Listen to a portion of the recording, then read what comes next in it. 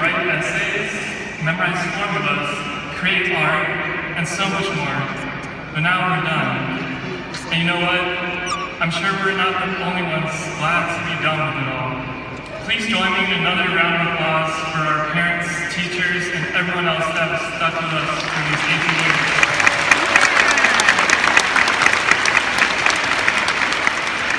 Finally, there is one man I must thank personally. For 5 years, I have had the pleasure of working with him, and I can undoubtedly say that he has touched the lives of each and every one of us here. I would not be the person I am, and Cedar Shoals would not be the school it is, if not for this man. Thank you, Mr. Muldrow. You have been a father to me and our band.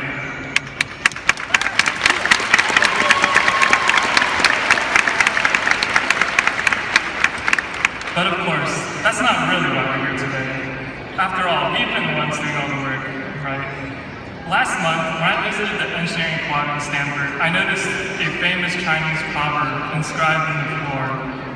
师傅领进门，修行在个人. Teachers open the door, but you must walk through it yourself.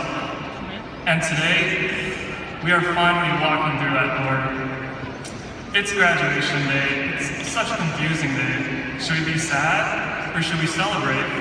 Should we remember the past or look to the future? Is it the beginning or is it the end or just the beginning? As an valedictorian, I can only give you my favorite answer. I don't know. I stand here before you today given an impossible task for my last high school assignment. How can I ever possibly hope to capture all the moments, the ups, the downs, the personalities, and talents of every one of us here? I cannot hope to tell all of your stories, but rest assured each of you have a place in mine. Today, I'd like to share with you my story. My story begins in 8th grade when I made a fateful decision to join the Classic City Sound for Cedar Shoals' marching band. My friends and I would walk all the way from Huntsman with our instruments to practice endlessly in the unrelenting sun. But come Friday nights, it would all be worth it to stand there with spit dripping down your chin because you're too proud to move, to see the audience explode into applause because of something you've created. And who can forget our football team's heartbreaking losses and hard-earned victories when they rushed into our stands in celebration because they just worked too hard for too long. It was always one more time, one more again, one more again. Now, I only wish I could do it one more again. Fast forward to 10th grade when I finally came back to the sport I love, soccer.